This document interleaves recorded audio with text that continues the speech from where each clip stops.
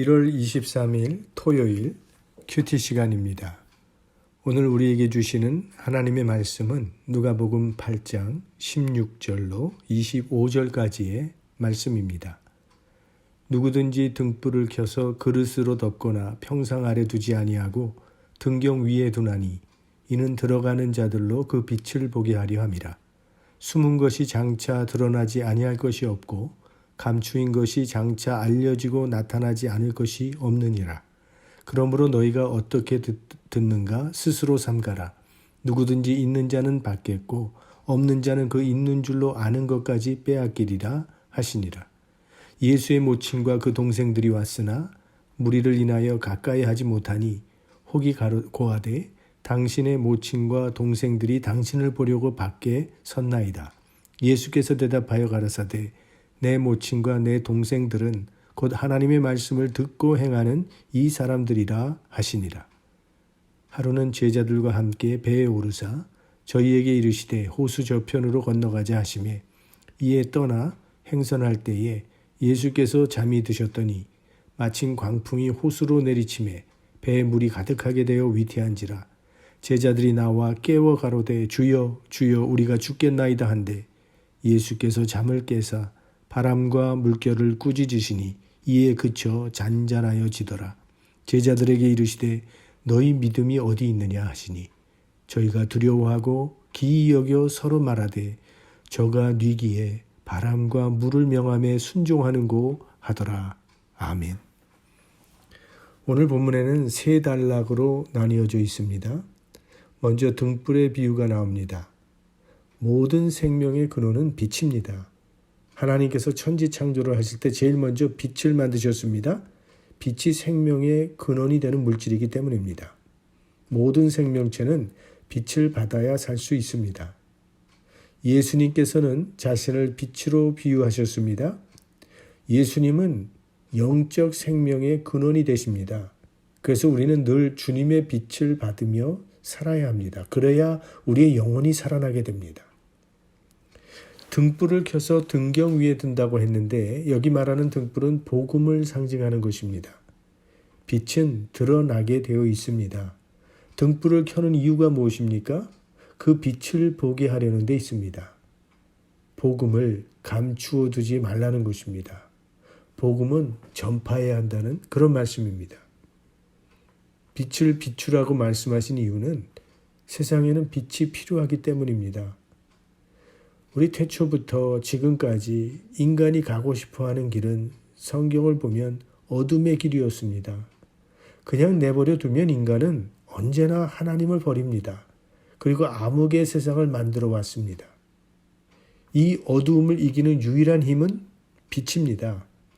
깜깜한 방에 그 어두움은 어떤 것으로 쫓아낼 수가 없습니다.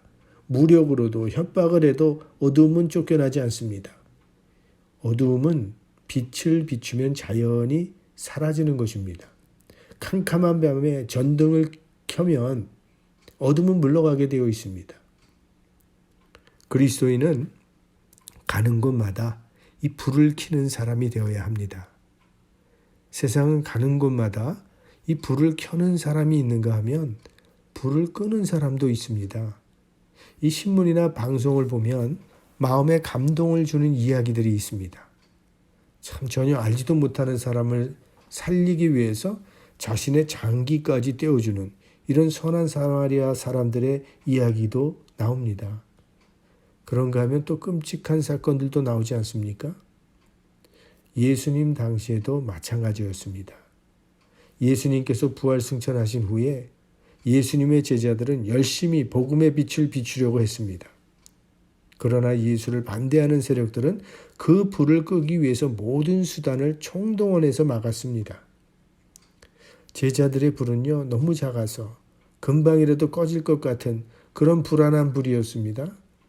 그런데 하나님은 그 제자들이 비췄던 그 작은 빛으로 오늘 이렇게 큰 빛이 되게 하신 것입니다. 우리 한국 땅의 언더우드와 아펜셀러 선교사가 비춘 그 작은 빛이 오늘 얼마나 큰 불꽃이 되었습니까? 우리는 어두운 세상에 복음의 빛을 비추는 사명을 받은 사람들입니다. 지금 우리가 비추는 빛은 작은 불꽃 하나와 같은 빛입니다. 그러나 이 불꽃이 꺼지지 않도록 우리에게 맡겨진 사명에 충실하기만 하면 이 작은 불꽃이 큰 불꽃이 되도록 하나님이 축복해 주실 것입니다. 우리가 기억해야 할 것은 우리 스스로는 빛을 발할 수가 없다는 것입니다. 우리는 참 빛이 아닙니다. 참 빛이신 주님께서 주시는 빛을 받아야만 빛을 발할 수 있는 그런 존재입니다. 그러니까 우리 그리스도인들이 비추려고 하는 빛은요, 반사작용의 빛입니다. 그러므로 우리 영혼이 늘 주님을 향하여 있어야 합니다. 늘 말씀과 기도 속에서 주님을 바라보면서 주님을 향한 우리의 믿음의 불꽃이 식지 않아야만 우리는 주님의 빛을 받아서 복음의 빛을 발할 수 있는 것입니다. 예수님은 그렇게 살아가는 사람은 모두 주님의 가족이라고 선언을 하십니다. 이것은 사실 가족의 개념을 아주 넓힌 혁명적인 말씀입니다. 혈육관계로 가정을 재현하지 아니하시고 신앙의 관계로 새로운 가정을 새롭게 해석하신 것입니다. 우리 바울의 서신을 보면요, 형제들아 라고 하는 말이 참 많이 나옵니다. 또 혹은 내 사랑하는 아들이라 하는 그런 말도 많이 나옵니다. 사실 바울은 독신이었습니다. 가족이 없는 사람인데 가장 가족이 많은 자이기도 했습니다. 그건 신앙의 가족을 말하는 것입니다. 우리가 교회에서 때로 성찬을 하게 되죠. 성찬식. 성찬을 통해서 우리는 주님의 몸과 피를 나눕니다.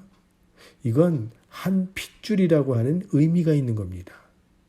이 세상에서의 혈통관계는 세상에서 끝이 납니다. 하지만 그리스도 안에서 맺어진 형제 자매는 영원한 것입니다. 그래서 사랑하라 하시는 것이죠. 우리는 주님 안에서 한 형제 한 자매가 됐습니다. 가족처럼 서로 이해하고 사랑할 때 우리 가운데 하나님의 나라가 임하게 되는 것입니다. 마지막으로 풍랑을 잔잔케 하시는 이야기가 나옵니다. 이 짤막한 사건은 우리들의 인생 여정과 같은 맥을 이루고 있는 그런 이야기죠. 우리 인생에도 풍랑이 온다는 겁니다. 우리 살아가면서 우리는 여러 가지 고난의 문제를 만나게 됩니다. 기독교는 절대로 고난 없는 삶을 약속하지 않습니다. 하나님의 아들 예수님도 고난을 당하셨고 사도들도 모두 고난을 당했습니다. 고난은 모든 사람에게 찾아오는 겁니다. 그건 피할 수가 없습니다. 오늘 예수님의 제자들은 이 배를 짓고 배를 모으는 기술 면에서는 최고의 전문가들입니다.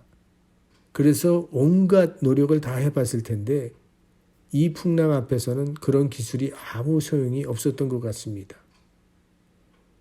고난은 우리를 겸손케 하는 도구죠.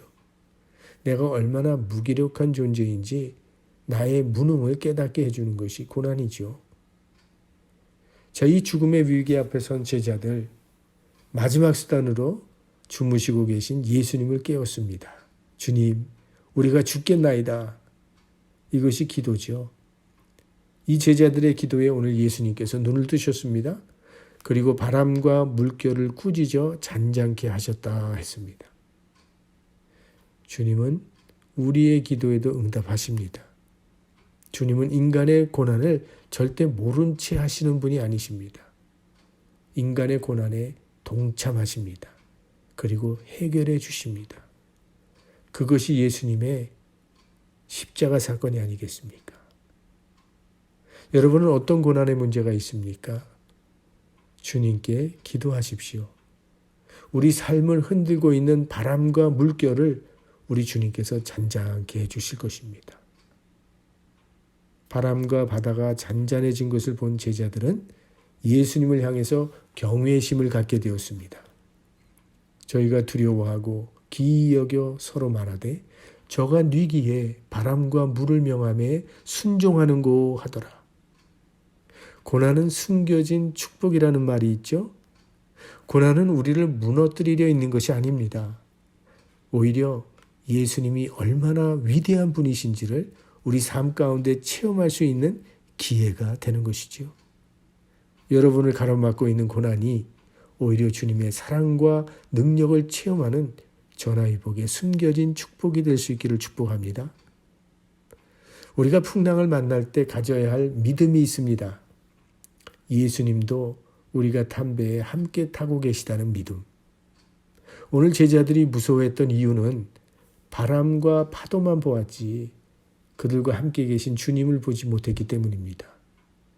주님께서 우리와 함께 계시다는 그 믿음 하나만 분명하면 어떤 고난도 이겨낼 수 있습니다. 내가 사망의 음침한 골짜기를 다닐지라도 해를 두려워하지 않을 것은 주께서 나와 함께 하심이라. 두려워하는 마음, 근심과 걱정하는 마음은 하나님께서 주시는 마음이 아닙니다. 언제 어디서나 주님은 나와 함께 하신다는 그 믿음으로 살아가시기 바랍니다. 올 한 해 사는 동안에 우리가 무슨 일을 만나게 될지 모르지만 무슨 일을 만나더라도 이 믿음으로 담대히 헤쳐나가실 수 있기를 주님의 이름으로 축원합니다. 사랑의 아버지 하나님, 우리는 어려운 문제를 만날 때마다 또 어려운 상황이 닥칠 때마다 걱정과 두려움에 빠지곤 합니다. 우리를 힘들게 하는, 우리를 두렵게 하는 그 문제만 바라보는 자가 아니라 우리와 함께 계신 주님을 바라볼 수 있는 믿음을 저희들에게 허락하여 주옵소서. 그 믿음으로 우리를 어렵게 하는, 우리를 당황스럽게 만드는 괴롭히는 문제 넉넉히 감당할 수 있게 하여 주옵소서. 우리 고난 중에 계신 성도님들 주님 기억하여 주시고 고난이 주님의 사랑과 능력을 경험하는 간증의 사건이 되도록 은혜 베풀어 주옵소서. 늘 우리와 함께 하시며 우리를 붙들어 주시는 우리 구주 예수님의 이름으로 기도드립니다. 아멘.